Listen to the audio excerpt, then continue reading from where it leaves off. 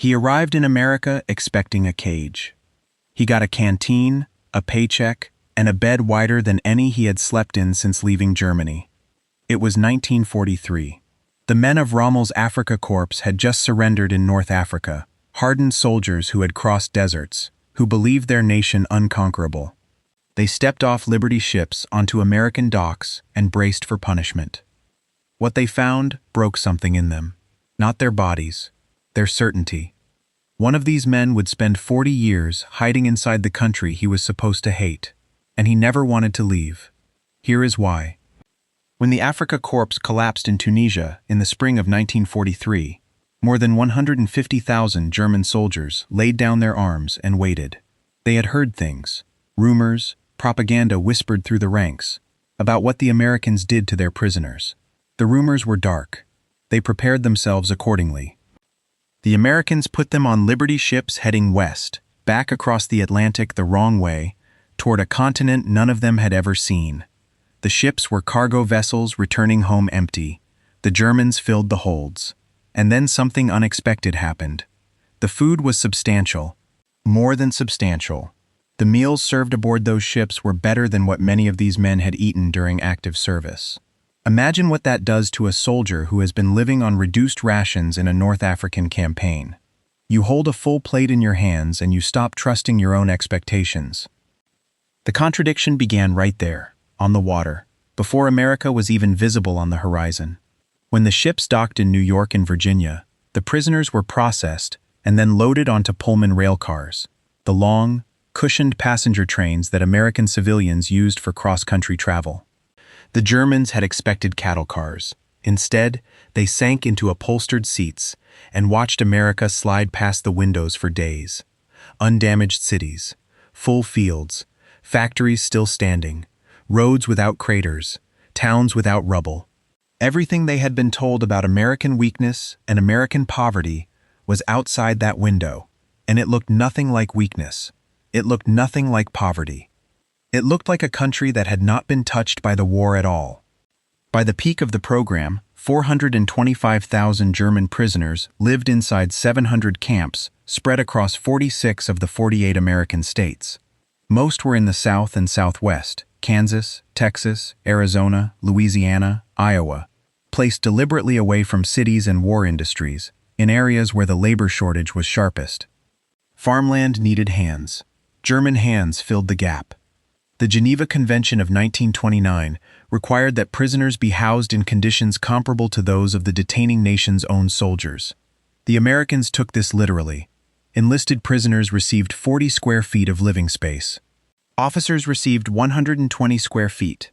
German admirals and generals, and there were 3 admirals and 40 generals in custody, were sent to camps in Mississippi where each man had his own bungalow with a private garden. The 3 admirals and 40 generals each had a garden. Let that settle.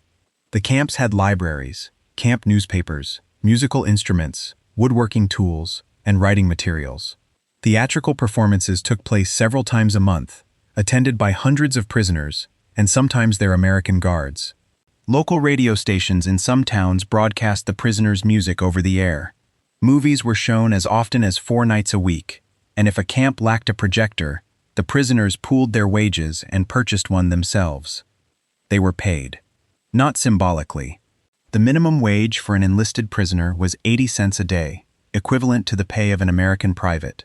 The government earned $22 million in 1944 from prisoner labor, and estimated it had saved $80 million by deploying them at military installations. The prisoners could spend their wages at the camp canteen on snacks, tobacco, playing cards, and reading material. But there was a problem buried inside all of this abundance. A problem that the Americans did not fully understand, and that many prisoners refused to believe was happening at all. The German soldiers who arrived first, the Afrika Korps men, captured during Germany's greatest military successes in 1943, were the ones least willing to update their picture of the world. They had been seized at a moment when Germany still seemed unbeatable. Their faith in eventual victory was, in a strange way, the most rational thing they owned. Give up the faith, and you gave up everything you had fought for, everything you had endured. So they held it, fiercely. In the camps, Groups of committed Nazis among the Afrika Korps men ran secret kangaroo courts, policing other prisoners for any sign of disloyalty or cooperation with the Americans. Those convicted were attacked in a process the prisoners called the Holy Ghost. Many of the prisoner suicides recorded during the war were, according to historians, likely murders. The Americans ultimately executed 14 Germans after the war for murdering fellow prisoners. 8 others served prison sentences for 2 additional killings. The irony was suffocating. Inside a camp in the American heartland, surrounded by more food than most of them had seen in years, some of these men were enforcing Nazi ideology with the same brutality that the Third Reich enforced it at home. One prisoner, suffocated by the political terror, later said something that has stayed in the historical record ever since. There was more political freedom, he felt, in the German army than in an American prison camp. He and other anti-Nazis were quietly transferred to Camp Ruston in Louisiana, separated from the hardliners for their own safety. Meanwhile, the Americans kept watching. The camp authorities had noticed something significant. Prisoners captured during and after the Normandy landings in 1944 arrived with a far more realistic view of Germany's prospects. They did not share the Afrika Korps men's certainty of victory. When these newer prisoners tried to say as much, the earlier men called them traitors, deserters. 2 groups of Germans, in the same camps, fighting the same war, one inside their heads, one already lost. In the fall of 1943, the Office of the Provost Marshal General quietly launched a program called the Special Projects Division, the SPD. It was directed by a group of American university professors and designed to accomplish something ambitious: to strip these men of their Nazi ideology and replace it with the values of American democracy. The program was kept secret for a specific reason. It almost certainly violated the Geneva Convention's prohibition against exposing prisoners to propaganda, and American officials feared German retaliation against American POWs held in Europe. The SPD published a newspaper called Der Ruf, The Call, edited by sympathetic prisoners and designed, in the words of one of its architects, to provide inmates with realistic news of all important events. The libraries were stocked with books banned under Nazi censorship in Germany. Erich Maria Remarque's All Quiet on the Western Front, Thomas Mann's The Magic Mountain, and Franz Werfel's The Song of Bernadette were all available on the shelves, brought in from a Swedish publisher in Stockholm. One prisoner and publishing veteran, Kurt Vins, read these books in captivity and then wrote something for the camp journal that carried more weight than any lecture the professors could have delivered. He wrote, "Had we only had the opportunity to read these books before, our introduction to life, to war, and the expanse of politics would have been different." He was reading, in a Kansas prison camp, books that his own government had burned. But the SPD, by most honest assessments, failed at its formal mission. Surveys of prisoners found no measurable change in ideology as a result of the program. Even as Germany's defeat became undeniable in early 1945, 8 of 20 camp newspapers still advocated Nazi ideology. Many devoted believers expected a German victory until the Allies crossed the Rhine in March of 1945. Their faith did not break from lectures or pamphlets. It broke from something else entirely. Hit subscribe right now, because what these men admitted after watching a single film changes everything about how we understand this story. Do not go anywhere. In the spring of 1945, as the Allied armies rolled through Western Europe and liberated the Nazi concentration camps, American authorities began showing the prisoners documentary footage of what had been found inside. Armed military police were stationed in the screening rooms. The lights went down. The prisoners had a name for the films. They called them the Knochen films, the films of bones. The reactions varied. Some prisoners refused to believe the footage, calling it staged American propaganda. Others sat in silence and could not speak. And at Camp Butner in North Carolina, after a compulsory screening, 1,000 German prisoners walked out of the auditorium and burned their German uniforms. Not commanded, not coerced. They removed their uniforms and set them on fire. Prisoners at other camps called openly for Germany to surrender. The SPD's formal re-education program had not changed most minds. But an hour of footage from Buchenwald and Bergen-Belsen did something to those men that 3 years of pamphlets could not. Scholar Arnold Kramer, who spent decades interviewing former German POWs, noted that in all his years of interviewing, he never met a single man who would admit to having been a Nazi. Whatever they believed when they arrived, they did not believe it anymore when they left.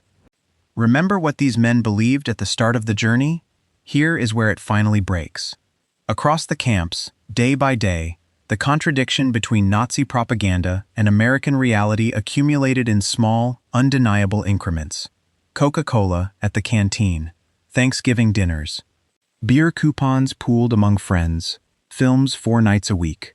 A chaplain at Camp Algona in Iowa, named Alex Funke, who had been considered politically unreliable by the Gestapo before his capture in North Africa because of his involvement in the confessing church, watched his fellow prisoners slowly change.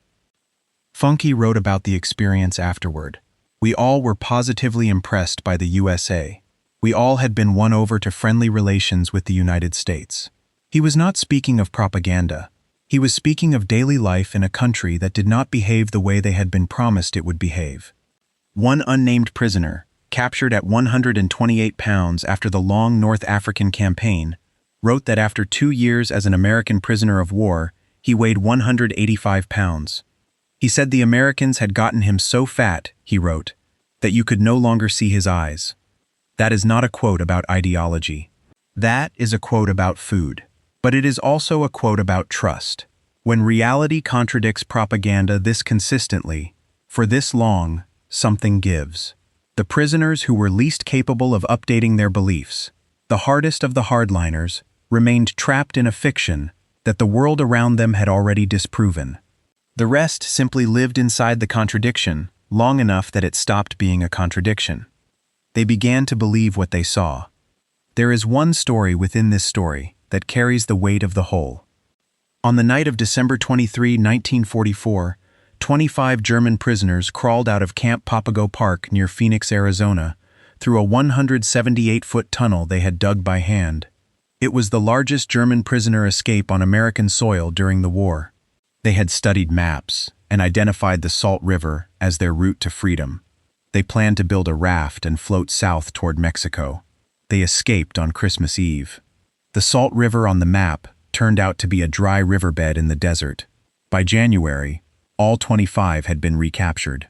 Some surrendered voluntarily, walking into the desert cold and asking to be taken back in.